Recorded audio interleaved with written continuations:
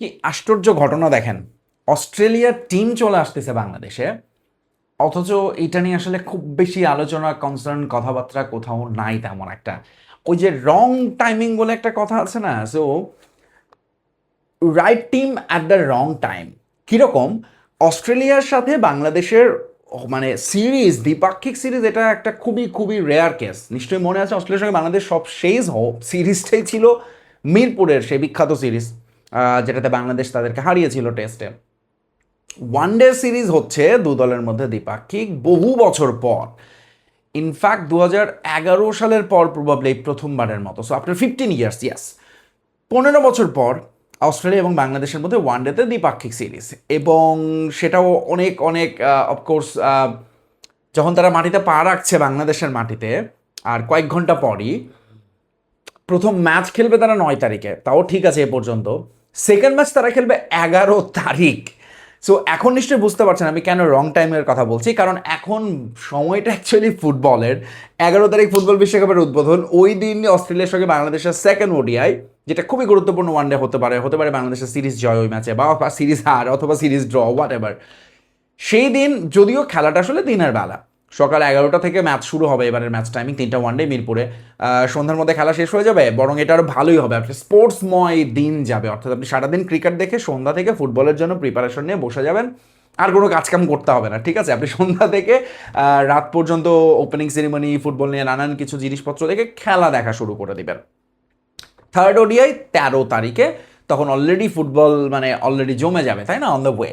So Australia এমন একটা সময় বাংলাদেশে আসছে যখন ইনফ্যাক্ট তারা পাশের দেশে এখন একটা সিরিজ খেলছে পাকিস্তানের সঙ্গে, এবং খুব ভালো খেলছে না, কিন্তু বাট স্টিল এই অস্ট্রেলিয়া নিয়ে আমাদের ধরুন এত এত যত কথা বলা দরকার ততটা আমরা বলছি না, বিকজ আসলেই এখন ক্রিকেটের প্রতি মানুষের অত মনোযোগ, আকর্ষণ, আগ্রহ থাকবে না আনলেস বাংলাদেশ অস্ট্রেলিয়াকে খুব ভালোভাবে হারায় আসলে সিরিজে, হুইচ উই এক্সপেক্ট। কেন এক্সপেক্ট করছি সেটা বলবো, তার আগে বাংলাদেশের অস্ট্রেলিয়া নিয়ে কেন কথা বলছি। একে তো অস্ট্রেলিয়া দল পা রাখছে বাংলাদেশে শুক্রবার, কিন্তু তার আগে হচ্ছে বাংলাদেশের দল দিয়ে দিয়েছে, যে দলটা আপনারা এরই মধ্যে পেয়েছেন।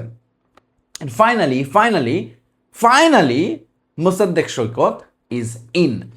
যদিও প্রথম দুটো ওয়ানডের স্কোয়াড দিয়েছে, এই হচ্ছে আরেক সার্কাস বাংলাদেশ দলের। 3 ম্যাচের সিরিজ ঘরের মাঠে, তার আবার দুটো একটা করে দল দেয় আছে। এনিওয়ে, তো এইবার মোসাদ্দেক হোসেন সৈকতকে আনা হয়েছে দলে। এখন সৈকতের ব্যাপারে দুটো কথা না বললেই না। একটা হচ্ছে যে মানে আপনি আসলে কিছু জিনিস সবসময় আপনার কন্ট্রোলে থাকে না, কিন্তু আমরা অনেক সময় সেসব নিয়ে বেশি চিন্তা করি, করে করে যেটা আমার কন্ট্রোল, আমি সেটাকে ইফেক্ট ফেলি। কীরকম, ধরুন মোসাদ্দেক হোসেন সৈকতের ন্যাশনাল টিমে আসা না আসা পুরোটা তার কন্ট্রোলে নাই, কারণ এটা ন্যাশনাল টিমের সিলেক্টররা আছে, কোচরা আছে, টিম ম্যানেজমেন্ট আছে। তার যেটা কন্ট্রোলে হচ্ছে পারফর্ম করা, রান করা, যেখানেই সুযোগ পাচ্ছেন, ঘরোয়া ক্রিকেট, বিপিএল, হোয়াট এভার, তিনি খেলছেন এবং সেখানে তাকে পারফর্ম করতে হবে। এবং এই কাজটা মোসাদ্দেক সৈকত স্পেশালি ইন ওডিআই দুর্দান্ত দুর্দান্ত ধারাবাহিকভাবে করছেন। শুধুমাত্র এই সিজনের কথা বলে, ডিপিএল তো চলছে, সেখানে 8টা ম্যাচ তিনি খেলেছেন এবং এরই মধ্যে তিনি রান করেছেন 300+, এভারেজ অলমোস্ট 80 ছুঁই ছুঁই, একটা 100, দুটো 50। সো এই মোসাদ্দেক হোসেন সৈকতকে আসলে দলে না নিয়ে উপায় কি? এবং আরও মনে রাখবেন, ভেরি ক্রুশাল পয়েন্ট হচ্ছে মোসাদ্দেক সৈকত এই রানগুলো করেছেন 5 এবং 6 নম্বরে খেলে, যেইটা প্রথমত হচ্ছে যে তিনি তার উপরে যারা আছেন এই মুহূর্তে ডিপিএল এর রান সংগ্রহের শীর্ষে, তারা সবাই টপ অর্ডার ব্যাটার অলমোস্ট। সেখানে মোসাদ্দেক সৈকত 5 এবং 6 নম্বরে নেমে এতগুলো রান করেছেন, সেঞ্চুরি করেছেন, 50 করেছেন দুটো, সেটা যেমন ইম্পর্টেন্ট, একই সাথে ইম্পর্টেন্ট বাংলাদেশের 5 এবং 6 নম্বর জায়গা ওয়ানডেতে নরবরে, সেই জায়গাটায় বরং মোসাদ্দেক সৈকত দারুণভাবে ফিট ইন করতে পারেন। সেই আলোচনায় যাবো, তার আগে মোসাদ্দেক হোসেন সৈকতের মানে তিনি কিন্তু শুধু এবারের কথা বললাম, কিন্তু তিনি গত কয়েক সিজন ধরে টানা ঘরোয়া ক্রিকেটে পারফর্ম করে চলেছেন। এই আসবেন, এই সৈকতকে নেওয়া উচিত, কিন্তু কোনো কোনো সময় আমরা দেখেছি খুব অদ্ভুতভাবে সৈকতের চেয়ে কম পারফর্ম করে, বা ঠিক জানি না, তাকে সবসময় জাতীয় দলের বাইরে রাখা হচ্ছে, অথচ সৈকতের কিন্তু 10টা over could be very handy. তিনি এখন খুব খুব ভালো বোলার হয়ে উঠছেন। এই সিজনেও তার 16 এভারেজ, উইকেট পেয়ে গেছেন 12টার মতো, ইকোনমি রেট 4-এর নিচে, 3.74। সো শুধুমাত্র এই সিজন না, সৈকত আমি মনে করি is a very good bowler. In fact তখন যদি ন্যাশনাল টিমে যখন খেলতেন, তখন কিন্তু তিনি বল হাতে খুবই খুবই হ্যান্ডি ছিলেন, নতুন বলেও বল করেছেন সৈকত। সো তার কাছ থেকে যখন আমাদের দলে সাকিব আল হাসান নেই, সেই সময়টাই basically Mehedi Hasan Miraz is our new captain, এবং হি প্লেস অনেকটা সিমিলার রোল, খানিকটা ব্যাটিং খানিকটা বোলিং। বাট সৈকতকে আপনি ব্যাটসম্যান হিসেবে অন্তত মিরাজের চেয়ে এগিয়ে রাখতেই হবে। সো এখন বিষয়টা কি, বাংলাদেশের 5-6 নম্বরের জায়গায় আসলে সৈকতের এই দলটা আসলে ফিট ইন করার সুযোগ আছে কিনা? এখন বাংলাদেশ তো গত দুটো সিরিজ জিতলো, পাকিস্তান এবং নিউজিল্যান্ডের সঙ্গে, খুব ভালো খেলেই জিতেছে বলতে হবে। যদিও ব্যাটিং অর্ডার এখনও বাংলাদেশের ফিক্স হয়নি, ব্যাটিং কম্বিনেশন এখনও বাংলাদেশের ফিক্স হয়নি। আমি যদি সবশেষ ম্যাচের দিকেও তাকাই, যেটা পাকিস্তানের সঙ্গে বাংলাদেশ জিতেছে, সেই ম্যাচের স্কোর কার্ডগুলোর দিকে তাকালে, ওই সিরিজের দিকে তাকালে আসলে সৈকতের জায়গা হয় না। কিভাবে হয় না? 5 এবং 6 নম্বরে ব্যাট করছেন বাংলাদেশের ওয়ানডের দুজন সেরা ব্যাটার, একজন লিটন কুমার দাস, আরেকজন তৌহিদ হৃদয়। বাংলাদেশের যে ব্যাটিং অর্ডার এখন আমরা দেখতে পাচ্ছি, সাইফ, তানজিদ, সৌম্য, শান্ত, এই 4 ওপেনার মূলত 1, 2, 3, 4 নাম্বার পজিশনে খেলছেন। এরপরে আসছেন লিটন কুমার দাস, তারপরে তৌহিদ হৃদয়। তাহলে সৈকতের জায়গাটা কোথায়? সৈকতের জায়গা হতে পারে 5 অথবা 6 নাম্বারে। কিভাবে? টপ অর্ডার থেকে আইদার সৌম্য বা সাইফের কোনো একজন ড্রপ হতে পারেন, সেই জায়গাটাই তিনি ধরতে পারেন। আরেকটা খুব বেশি সাহসী সিদ্ধান্ত হবে বাংলাদেশের জন্য, এবং সেটা হওয়ার সম্ভাবনা 0.0001%, সেটা হচ্ছে মেহেদী হাসান মিরাজের ড্রপ হওয়া।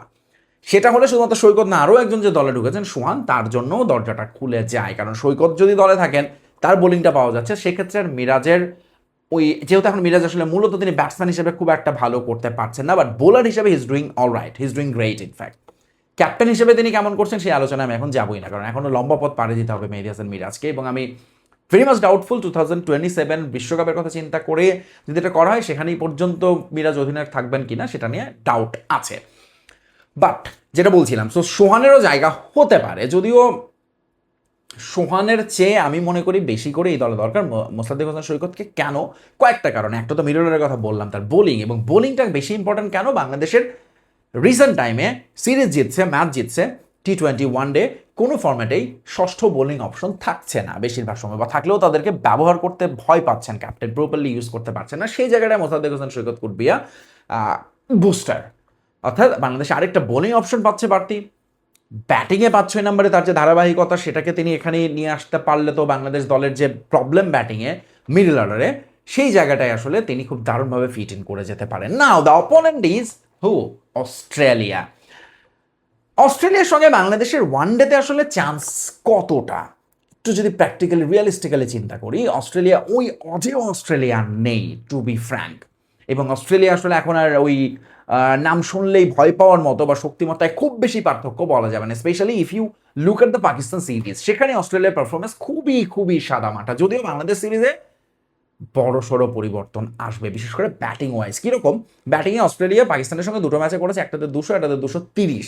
এই আইপিএলে যেখানে বা T20-তে যেখানে হরহামেশা এই রান হয়, সেখানে ওয়ানডেতে তারা এই রান করেছে। Okay fine. বাংলাদেশের সঙ্গে তারা যখন খেলতে আসবে, ব্যাটিং অর্ডারেই আসলে বড় চেঞ্জ আসবে। ট্রাভিস হেড ঢুকবেন সেখানে, মিচেল মার্শ ঢুকবেন সেখানে। ফলে ব্যাটিংয়ে অস্ট্রেলিয়া বেশ শক্তিশালী হয়ে যাবে বাংলাদেশের চেয়েও। বোলিং ওয়াইজ আমি মনে করি বাংলাদেশের বোলিং লাইন আপ, ভাই কেন ইমাজিন, আমি ক্রিকেট জন্য কখনো স্বপ্নেও ভাবি নাই যে আমি কখনো এই লাইনটা বলতে পারবো, which I am proudly going to say, বাংলাদেশের pace bowling attack is better than Australia in this series. কারণ তাদের বিগ থ্রির কেউ নাই, তাই না?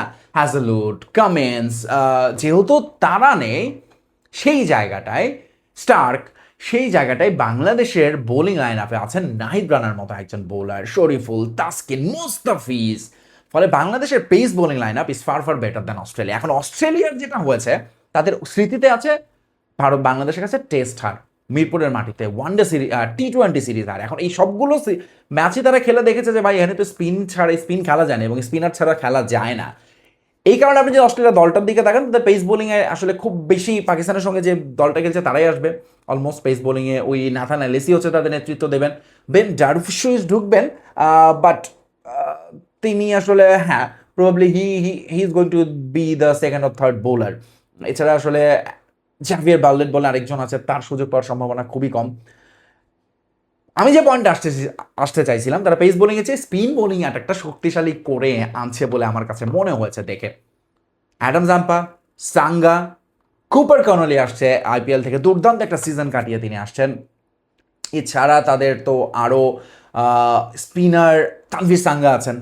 সো পেস বোলিংয়ে তাদেরকে যেটা হবে, পেস বোলিং অলরাউন্ডারদের উপর তারা অনেক বেশি ডিপেন্ডেন্ট হবে। ক্যামেরন গ্রিন, মিচেল মার্শ এক্ষেত্রে সেই কাজটা করবেন, বাট স্টিল বাংলাদেশের পেস বোলিং এই মুহূর্তে অস্ট্রেলিয়ার চেয়ে ফার ফার বেটার, এবং আমি মনে করি খুবই খুবই দারুণ অপরচুনিটি, চান্সেস আছে বাংলাদেশের অস্ট্রেলিয়াকে এই সিরিজটা হারানোর। আপনাদের কাছে কি মনে হয় নিচে কমেন্টস করে জানিয়ে যাবেন। Bye bye, tata.